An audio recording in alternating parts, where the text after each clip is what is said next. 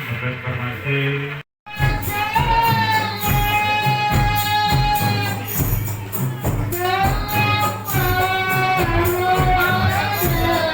Rasulullah Muhammad sallallahu alaihi wasallam, beserta keluarga, sahabat dan para pengikutnya yang hidup zaman.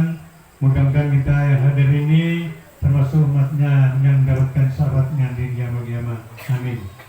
Bapak, Ibu, hadirin rahimakumullah. Pada kesempatan ini acara simpel, jadi tidak banyak acara karena ada pesan.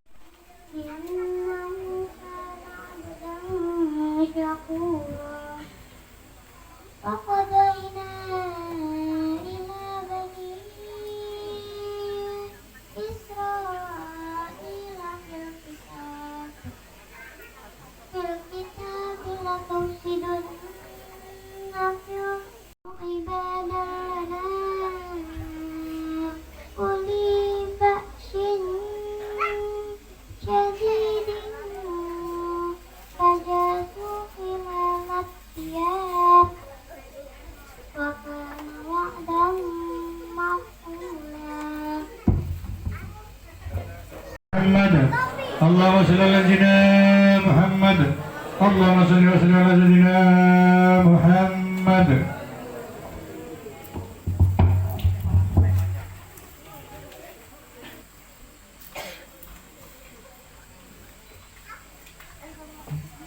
Assalamualaikum wabarakatuh.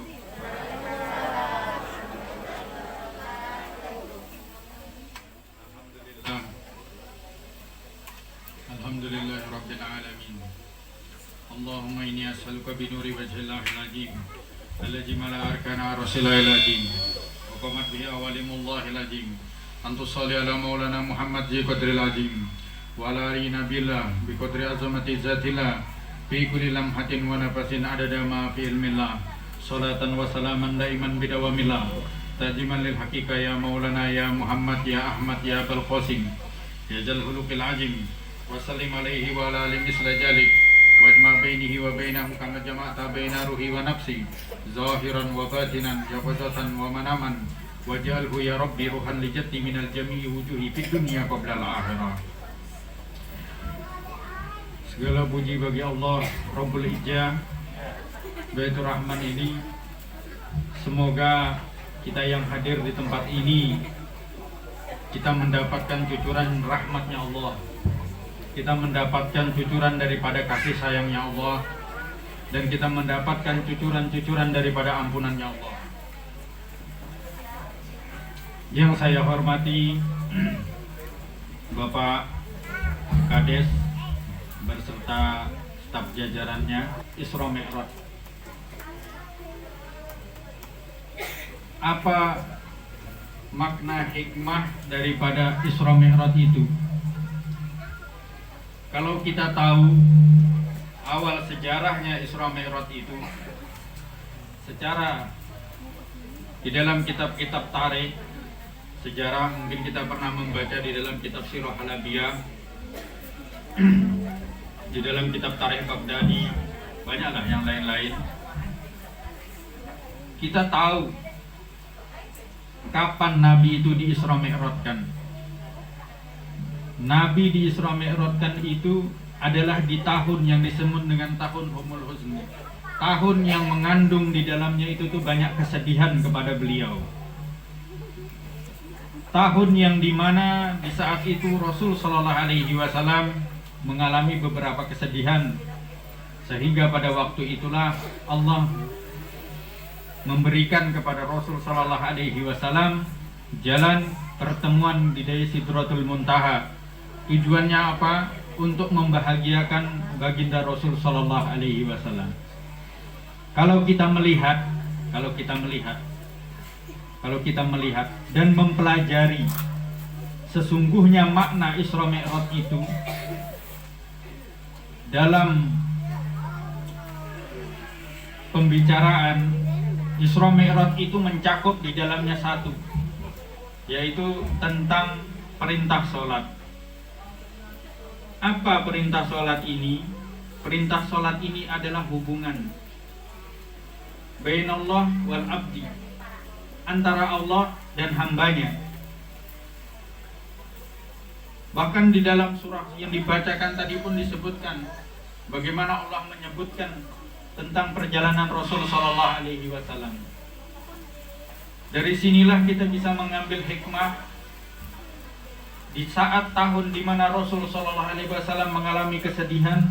Di saat itu pula Allah memberikan jalan kepada beliau melalui hubungan sholat. Banyak, seperti contoh di dalam kitabnya Al-Imam Syekh Abdul Wahab As-Sa'rani, bagaimana beliau pernah mendapatkan tentang pembicaraan dari gurunya Syekh Ali Hawas tentang makna daripada Isra Mi'raj itu. Perjalanan yang mempertemukan seorang hamba kepada Allah, yang dibuka hal ini melalui hikmah daripada kesedihan. Jadi kalau kita dalam menghadapi kesedihan, tidak perlu panjang lebar yang dibicarakan, tidak perlu panjang lebar yang dijelaskan. Jawabannya satu: apakah sudah memperbaiki hubungan kepada Allah atau tidak memperbaiki hubungan kepada Allah? Selama seseorang hamba itu selalu di dalam pengakuan dirinya, maka sifat ketuhanan akan selalu muncul, memberikan ujian kepada batiniah maupun jahiriyah kepada seorang hamba itu. Maka oleh sebab itulah kita hidup ini yang kita contoh hanya satu. Siapa? Rasulullah Sallallahu Alaihi Wasallam, Nabi Muhammad Sallallahu Alaihi Wasallam. Sampai Nabi pun Allah memuji bagaimana sifat kenabian, wa innaka la'ala khuluqin azim. Di dalam dirinya ada suri tauladan yang baik. Di dalam dirinya ada petunjuk jalan kepada Allah. Bahkan dikatakan, qul in kuntum tuhibbunallaha fattabi'uni. Kalau kau ingin cinta kepada Allah, maka ikuti saya, kata Rasul sallallahu alaihi wasallam. Fattabi'uni, ikuti saya. Siapa lagi yang kita ikuti di dalam hidup ini? Mau butuh guru seperti apa? Semua guru sumbernya dari Nabi Muhammad. Mau ilmu seperti apa di dalam dunia ini? Tidak ada ilmu yang dapat mengalahkan langsung dari sumbernya, yaitu Nabi Muhammad SAW. Mau setinggi seperti apapun pengetahuan, tetap akan ada di bawah pengetahuan yang dibawa oleh Nabi Muhammad SAW. Seperti contoh saat ini yang kita hadapi, ada mazhab Hanafi, ada mazhab Maliki, ada mazhab Syafi'i, ada mazhab Hambali. Semua mereka mengambil dasar dari siapa? Dari Rasul Sallallahu Alaihi Wasallam. Ada yang ngambil dasar bukan dari Rasul Sallallahu Alaihi Wasallam? Tidak ada. Ini kalau kita mempertanyakan ke dalam diri kita, apa sebab saya ini tidak sholat? Jawabannya satu: pasti tidak pernah menghubungi Nabi Muhammad Sallallahu Alaihi Wasallam. Pasti tidak pernah di dalam dirinya mendapat karunia kecintaan kepada Allah. Dengan sebab apa? Karena tadi Nabi mengatakan, dikatakan fattabi'uni, ikuti saya, tapi kamu tidak mengikuti. Apa sudah yang akan kita hadapkan kepada baginda Rasul Sallallahu Alaihi Wasallam? Jangan berpikir hidup ini sebentar. Ad-dunya yal'abun. Bahkan para ulama mengatakan ad-dunya masih, dunia itu tempat perjalanan saja. Mati-matian di dalam hidup di dalam dunia, mengusahakan sesuatu yang tidak pasti, tapi tidak berpikir untuk mati-matian mencari jalan kepada sesuatu yang pasti. Kita berani merobek kehidupan akhirat untuk menambal kehidupan dunia, tapi kita tidak berani merobek kehidupan dunia kita untuk menambal kehidupan akhirat kita. Ini yang sudah terjadi dengan kita masing-masing di zaman ini. Kita berpikir kelak kita pasti mati. Kita pasti meninggalkan dunia ini. Tapi apa tujuan dalam meninggalkan dunia ini? Sudahkah sebelum meninggalkan dunia ini, kita tahu siapa Nabi Muhammad?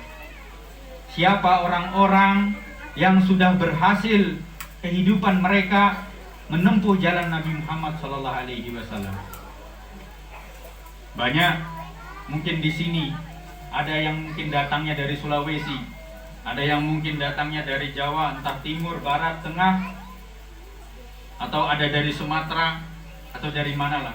Coba lihat di daerah kita masing-masing, itu pasti ada ulamanya. Itu pasti ada ulamanya. Kenapa di dalam fikih disebutkan tentang masalah kaidah?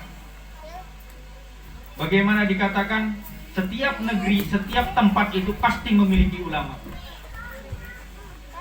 Kalau kita pernah belajar usul fikih atau kaidah fikih, kita pasti memahami tentang bagaimana kaidah disanakan adatul muhakamah.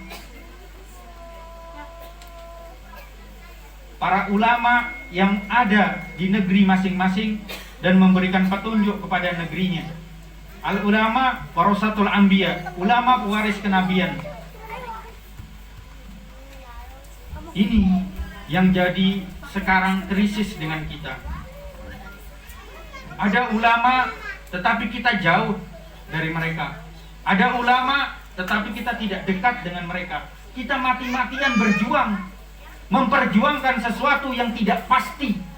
Tapi kita tinggalkan suatu perjuangan yang mana perjuangan itu adalah sesuatu yang pasti.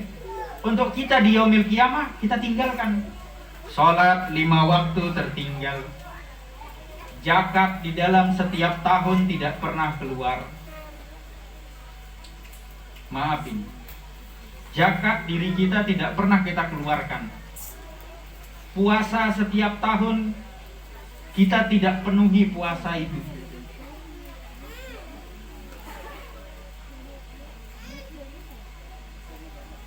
Belum lagi anak-anak kita yang di zaman ini sudah mulai banyak tidak terarah.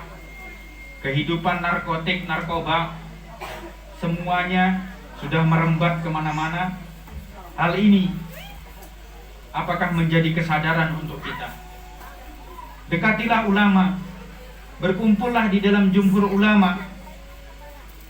Carilah hikmah selalu di dalam hidup ini. Manusia itu memiliki iman yang kadang-kadang dalam keadaan turun naik.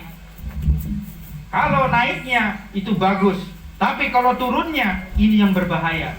Justru itulah kita membutuhkan ulama, membutuhkan guru di dalam hidup ini. Agar apa? Agar diri kita ini berkesinambungan di dalam jalannya ahli iman. Makanya kan kita sering mendengar para imam itu berdoa, Allahumma ansurna fi jumratihil ahli iman wa amitna ma'al iman. Ini maksud doa ini apa? Ya Allah, tolonglah saya agar dikumpulkan di dalam golongan orang-orang beriman, dan dimatikan saya pun di dalam keadaan iman. Sering mendengar, kita baru saja mendengar, mungkin ada di sini atau bagaimana, wallahu alam. Ada orang tentuan dari diri kita memilih untuk mengetahui agama ini dengan sebaik-baiknya atau tidak. Jangan kita berpikir kelak meninggalkan dunia ini, anak-anak kita akan mengaji, anak-anak kita akan kirim doa, anak-anak kita akan membacakan ayat-ayat Al-Quran untuk dimana di saat kita menghadapi bala tentara kematian. Jangan berpikir seperti ini. Kalau seandainya kita orang tua, kita yang merupakan lebih daripada mereka, tidak duluan mengejar akan hal ini.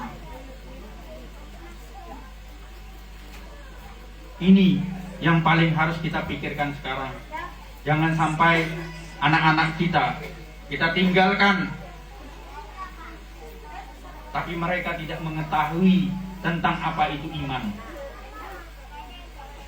Tidak mengetahui, merasakan apa itu iman. Cobalah kita pikirkan di saat kita itu tuh berzikir, Katakan di dalam hati kita masing-masing, semoga anak saya pun bisa saya ajak seperti ini. Istri saya ada di tempat-tempat zikir. Orang terdekat saya ada di tempat-tempat yang mengingat kepada Allah. Apakah kita itu tidak menyesal seandainya kita tidak memperbaiki dari sekarang, kelak di saat kita meninggal, ajal datang, semuanya terlambat, anak-anak kita belum semuanya tertata dalam pengetahuan tentang agamanya. Kita sibuk siang hari, siang malam mengurus pekerjaan, mengurus urusan kita untuk hidup lebih layak, tetapi kita tidak pernah berpikir dan menyadari kelayakan hidup yang ada di dalam dunia semua tertinggal, dan akhirat adalah kelayakan yang kekal untuk kita.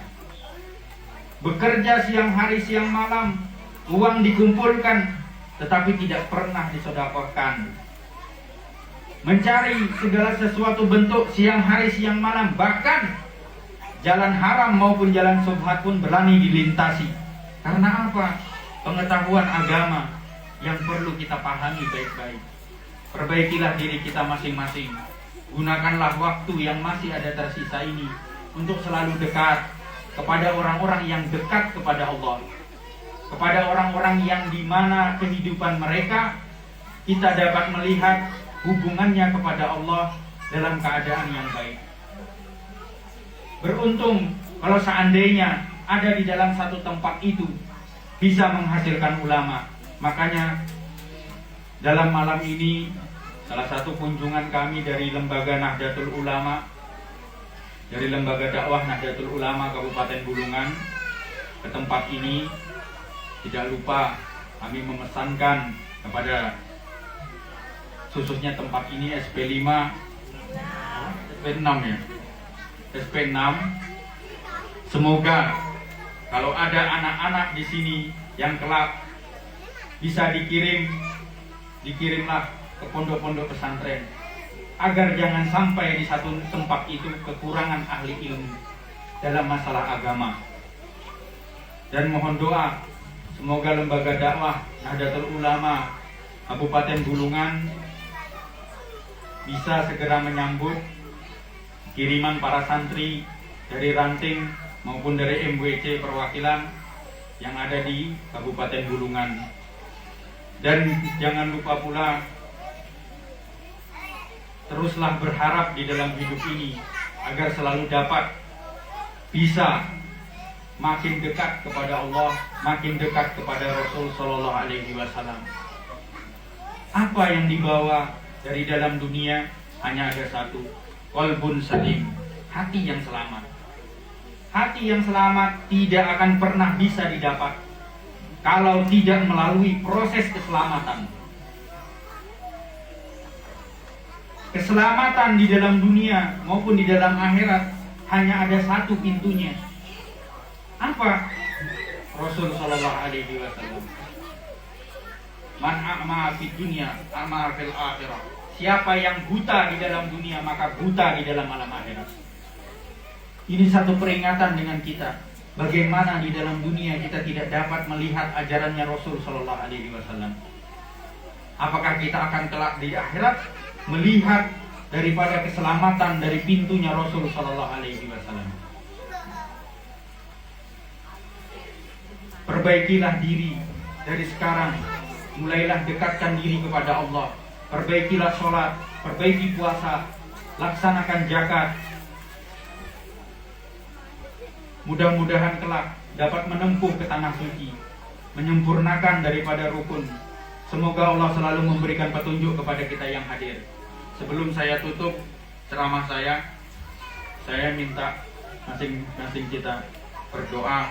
Aminkan segala doa-doa ini. Semoga doa-doa ini dijabah oleh Allah di malam hari ini.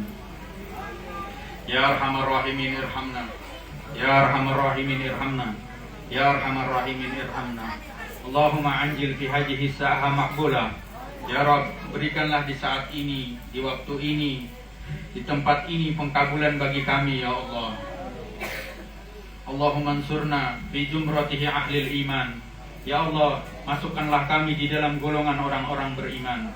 wa amitna ma'al iman, dan matikanlah kami dalam keadaan beriman. Biqaulihi la ilaha illallah Muhammadur Rasulullah, dengan ucapan la ilaha illallah Muhammadur Rasulullah. Allahumma ighfir lana wa walidina wa li jami'il masyaykhina wa muallimina wa li ashabina wa jiranina wa jami'il muslimin muslimat, mukminin mukminat. Ya Allah, berikanlah di saat ini ya Rabb keampunanmu kepada kami dan kepada kedua orang tua kami dan kepada para sahabat kami, para keluarga kami dan kaum muslimin dimanapun mereka berada. Ya Rabb, anjil alaina ya Allah fi hadhihi sa'ah maqbula, istajib du'aana. Ya Rabb, kabulkanlah doa-doa kami di saat ini ya Allah. Ya Rabb, salimna hali ahli muslimin fi kulli makan, dan selamatkanlah kaum muslimin dimanapun mereka berada. Ya Rabb, kami memohon kepadamu ya Allah, berikanlah petunjuk kepada kami, berikanlah kasih sayangmu kepada kami, berikanlah ampunanmu kepada kami, berikanlah kepada kami hak rububiyahmu, hak kehambaan antara kami kepadamu ya Allah.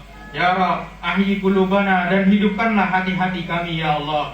Tawajjuhu ilaika, di dalam menghadapmu ya Rabb, fi kulli sa'ah, di dalam setiap waktu.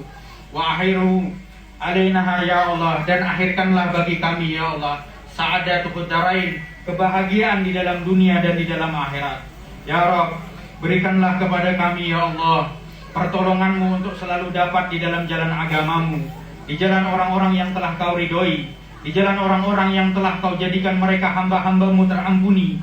Ya Rabb, kumpulkanlah kami di dalam perkumpulan mereka, dan kumpulkanlah pula kedua orang tua kami ya Allah. Ya Rabb, kami memohon kepadamu ya Allah, ampunilah dosa kedua orang tua kami, baik yang awal maupun yang akhir.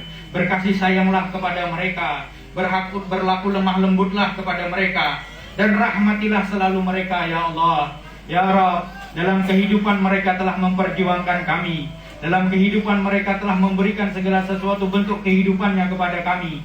Maka kami memohon kepadamu ya Allah, ampunilah dosa mereka, dan rahmatilah selalu mereka di dalam setiap keadaan, dan kabulkanlah segala hajat-hajat mereka, dan jadikanlah kami ya Allah permata bagi mereka di hadapanmu dan di hadapan Nabimu Muhammad SAW. Ya Rabb, kami memohon kepadamu ya Allah, ampuni pula kedua orang tua kami yang telah ada di barzakh.